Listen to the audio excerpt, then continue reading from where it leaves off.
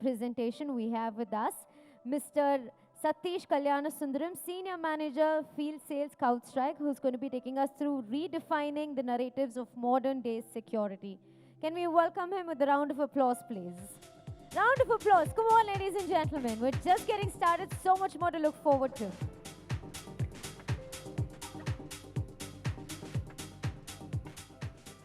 Check, check. Oh, good. Good morning. I don't hear anything other than that drone's noise. Good morning. Thank you. What a day. I'll be very honest. This is not the first time I'm speaking on the stage for a mega event, cybersecurity event like this. I travel a lot within India, representing CrowdStrike.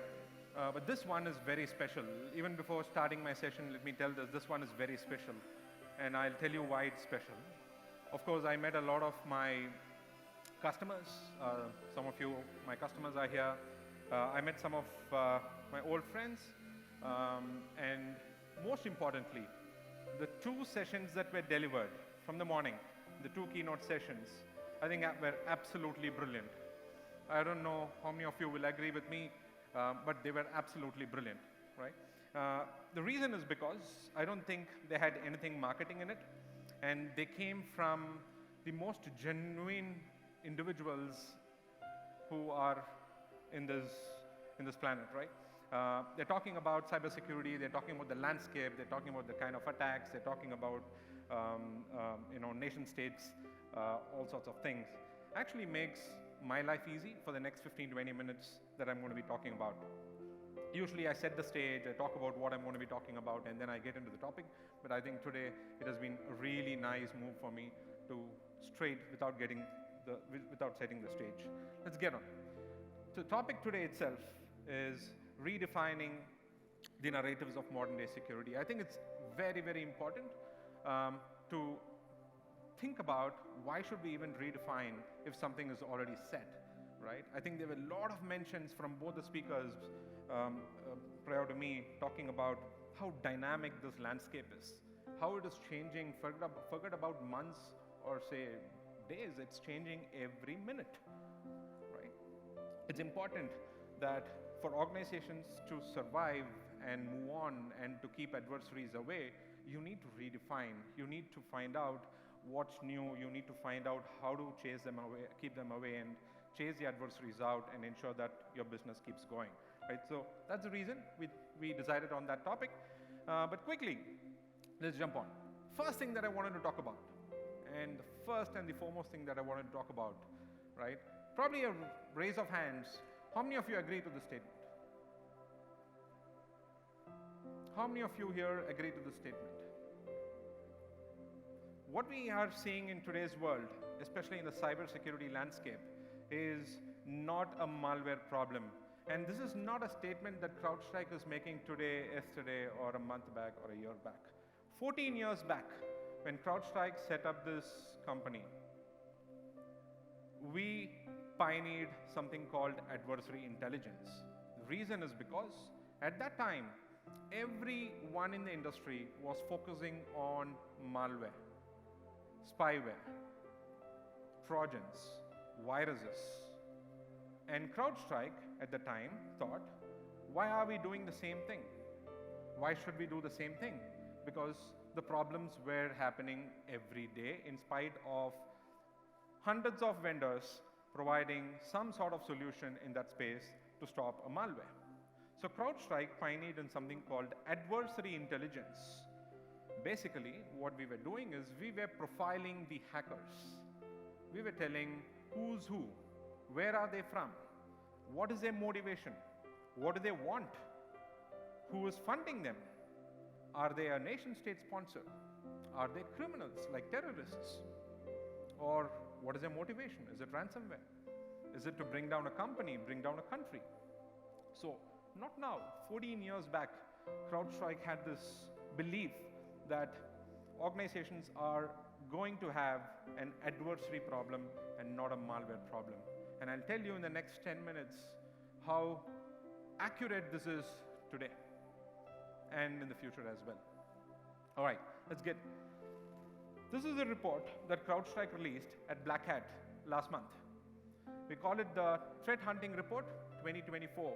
Basically, it tracks all of the cyber attacks that happened in the year 2023, calendar year, Jan to December. And it had loads of findings that organizations can make use of to restructure your security investments for the years that are coming from now. If any of you have not read through this, it is a must read. It's freely available. It's on the website. If you just walk out, there should be one of our standees. You'll find a QR code. You can scan it. You'll get the report.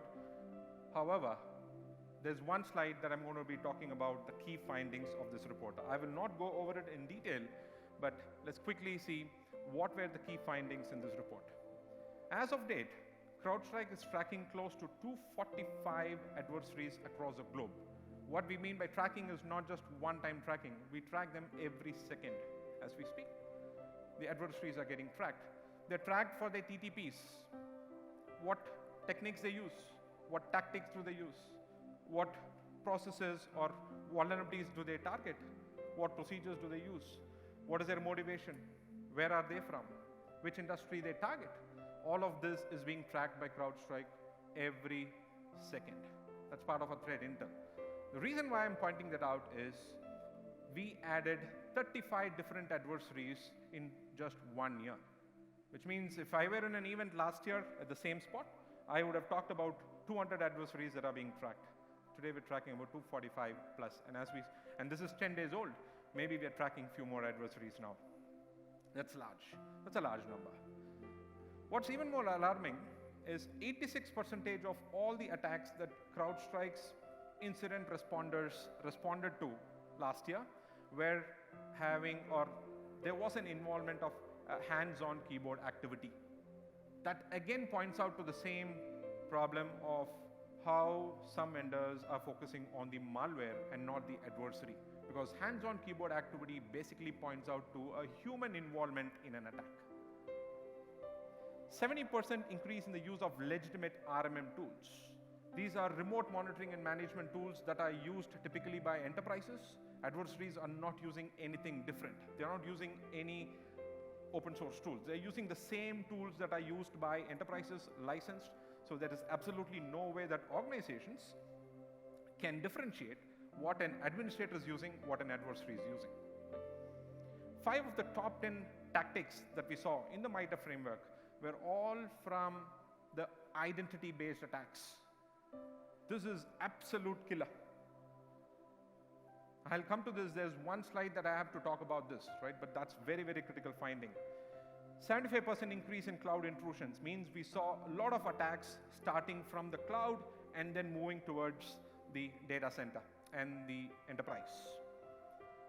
But if you look at all of this, in a nutshell, I can tell that there is a trend where adversaries are trying to do cross-domain attacks, not leveraging just one medium, not just leveraging one target, but to target an enterprise, they look at ways and methods to get into what they really want to do. And that's what we mean by cross-domain attacks.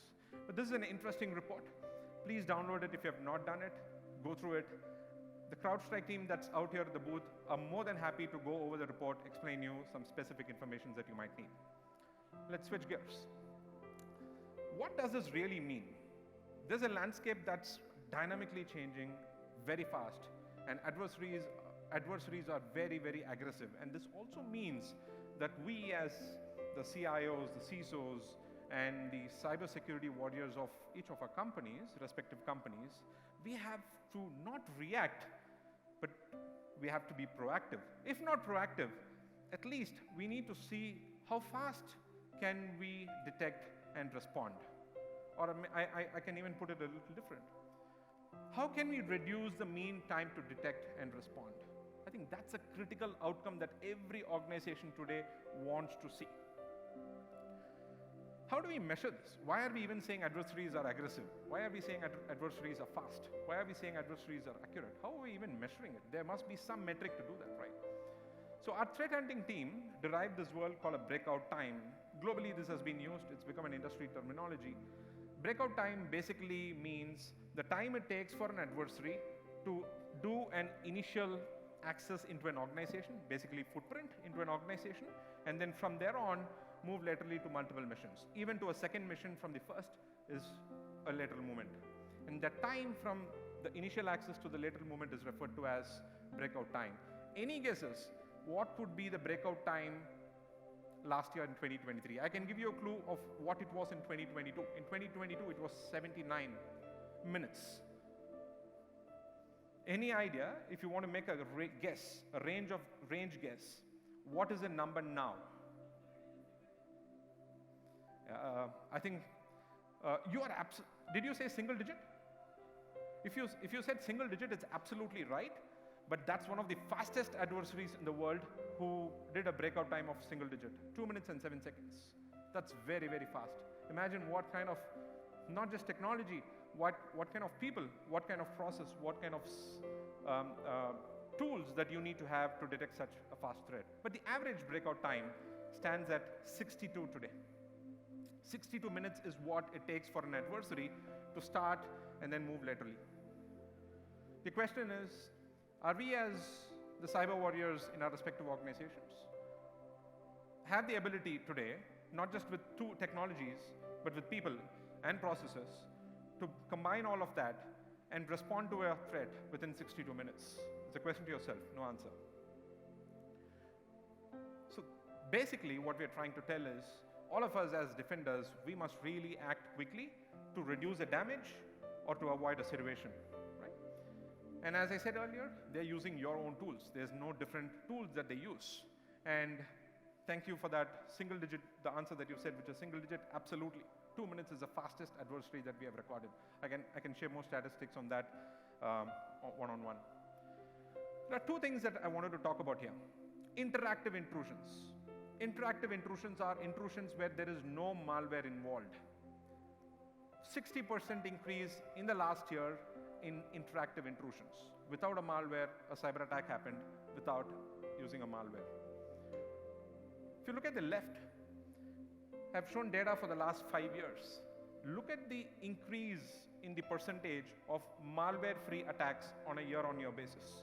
We're seeing 75% of attacks are malware-free. So there are three stats that we are referring to here.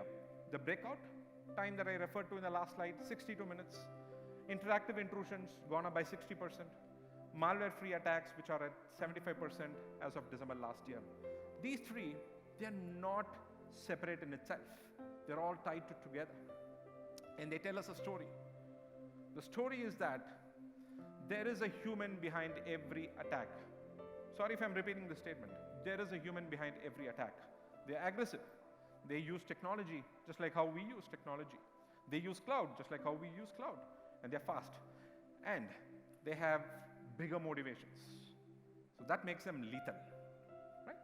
Now, if 75% of the attacks that are happening are malware-free, then what is it? Any guesses? What is it? It's nothing new. It has been there for the last maybe 2+ years now, but it is trending. Any cyber breach that our frontlines team is receiving, our responders are receiving today, it is because of this one piece of the overall IT ecosystem. What is it? Internal threats, passwords. Good feedback. Identity. Identity has become the biggest bottleneck for organizations. It may be used for various purposes, but that has become a gold mine for adversaries. We have seen adversaries leveraging the identity stores of organizations to move freely inside an organization, because no endpoint protection solution that is deployed in an enterprise has the ability to differentiate between an adversary or an administrator, because they use stolen credentials or compromised credentials. And adversaries that use identity or stolen credentials, they do not just target the victim's organization. They look at a larger landscape. I remember one of the keynote speakers talking about supply chain. They start from the supply chain. They look at unmanaged devices. There are missions that are not part of domain. They start from there, basically looking at the weakest link within an organization. But look at these two stats. 80% of the data breaches, this is not from CrowdStrike. 8 out of the 10 attacks that happened, or rather is happening in the last 2 or 3 years, if you see, they're all because of an identity attack, stolen credential, compromised credential, your credentials being in the deep dark web. The worst part, even worst part, is for an organization, it typically takes about 250 to 275 days to even understand that something like this is happening. This is all available public. Now, what do we do about it?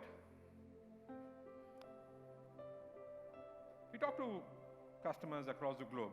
Customers tell us three things, broadly, right? They tell us thousands of things, but then broadly, if you put them into buckets, there are three things that they talk to us about. One, cybersecurity is mission critical today. 10 years back, maybe it was a tick mark, but today they are saying it's mission critical. Why? Because they want to stop some of these sophisticated attacks that are around there. Two, there are so many security and IT products that are already deployed, and they do not talk to each other at all. They are so fragmented. And that's a huge problem because adversaries live in between these silos. It's a gold mine for them. Three, any CFO that I meet, they only say, how can you help me reduce expenses? And I don't think they're wrong, right? The question is, help me consolidate and then reduce the expense. I think they're fair. They're absolutely fair. It's not just the CFOs. The CIOs that we talk to, the CISOs we talk to are having the same problem. Satish, we have 40 plus agents that are running in the enterprise. How can we reduce this, if not one, if not two, maybe 10? Can you do something better? With that one agent, can you do multiple things? And can you do that better? Can you improve? Can you simplify it? Right? I think that's the ask from organizations across the globe. And me, with my personal experience in India, this is exactly the ask from the customers as well. Now, CrowdStrike operationalized this approach even before the customer feedback that I gave you and all sorts of things that I was talking about, right? We are talking about a data-centric approach. When it comes to cybersecurity, right? Absolutely, I think today, if you see today, there are a lot of cybersecurity companies talking about importance of data. 14 years back, CrowdStrike built this approach. When CrowdStrike was set up, it was set up on a data-centric model. What do I mean by that? Everything and anything that's deployed on the endpoints, which we collect as telemetry, is fed into this platform to find out what's happening around the globe and what are the behavioral changes that are happening on the endpoints. Is this something that's legit or illegitimate, right? This data, along with the global threat intel, is fed into this large data lake that CrowdStrike has built called Threat Graph. This is a data-centric approach that we're talking about. It is not easy. The moment you have so much of feeds coming in, it's impossible for you to find what is the right information to look at, because you need the right signals for you to tell a customer to block something. And that's what CrowdStrike did from day one. But that doesn't stop there. To make this data-centric platform or the approach very effective, we decided that it has to be an AI-based platform that combines or spans across security and IT use cases. So we had built this platform which focuses on the data piece, which looks at threat intel, CrowdStrike data, not just CrowdStrike data, but also third-party data. What I mean by third-party data is from your firewalls, your networks, your switches, your routers, your biometrics, everything. But also combines it with our AI architecture. But how do you even combine this? These are two separate things. This is huge. Data is huge. How do you combine this? It is only possible to have this orchestration done by a good set of people.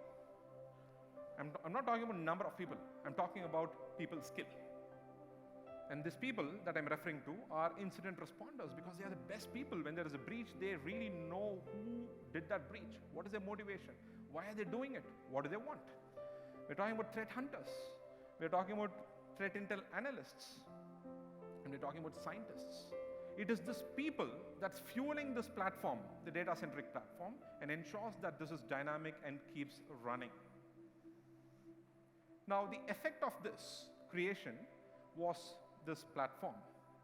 The platform has evolved over a period of time. This might not be the platform's shape you would have seen maybe 6 months back, 3 months back. There's a new platform shape that has got evolved. But CrowdStrike is the same. It's built from the ground up. We rely on a single agent that delivers all of the solutions that we have today, all of the cybersecurity use cases that we solve for our customers today. And we not only solve the problems at the endpoint via an EDR, but we also do identity threat detection and response, which is to detect and protect your identity-based attacks. We secure your cloud infrastructure as well, be it public cloud, private cloud. And we recently announced our next-gen SIEM capabilities in March 2024. Right. And that basically covers our native first-party data and the third-party data. And this is what I was referring to in the last slide about data-centric approach. We also solve some of the biggest security operation use cases and IT use cases for customers, right from be it DLP, be it vulnerability management, be it IT hygiene use cases, be it even threat intel for your enterprise, or say IT automation. About 26 different cybersecurity problems that we can solve with that one agent, which is the heart of that platform that we have built. We didn't stop just there. If you have the skills shortage, which is not just an India problem, not a Bangalore problem, I think it's a global problem, we can deliver services on top of every product that we have today as commercially available, which means we manage the product for you. You buy the technology, but it's our people who will manage the product for you. We take the ownership. So that's, be it managed detection and response, be it proactive services, be it breach detection and response, or threat hunting, all of that. The green ticks that you see, any guesses what they are? The clue is in the slide. CrowdStrike is the only company that's validated as a leader in any of the forums that you may look at, a leader in all of that is ticked there. You might find leaders in each of this industry or vertical in some of these reports, but if you look at all of those reports, it is just CrowdStrike will be a leader, but also a leader in all of these different verticals, not just endpoint, but also on the identity front, on the cloud front, on the threat intel front. I think that's a really, really proud feeling to be here. Finally, the last 2 minutes, Charlotte.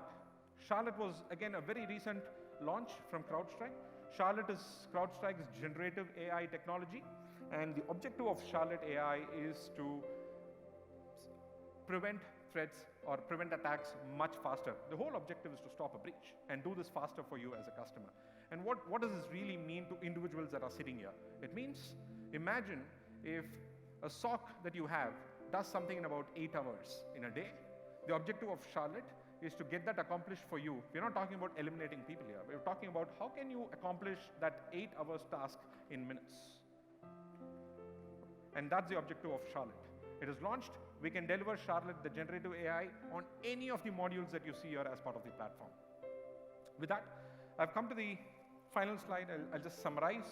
The objective of CrowdStrike is to help organizations stop a breach. And to this, we have built this data-centric platform, which is completely built on AI and automation.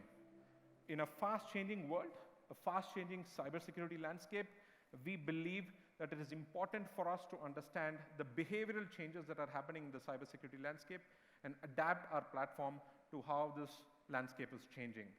With that, I thank you all so much for your time and listening as well, and more than happy, the entire CrowdStrike team would be here. If you have any questions, if you want to discuss anything specific, we're all here to answer any of the questions you might have. Thank you so much. Wonderful. Thank you so much. I'm going to quickly request Mr. Balaramanan from Microrank to kindly come forward and felicitate our speaker. Thank you for your presentation. And like Sir pointed out, his entire team is here from CrowdStrike. We just saw them take over the stage a couple of minutes ago. So if you'd like to head out and have a chat with them, you may do so.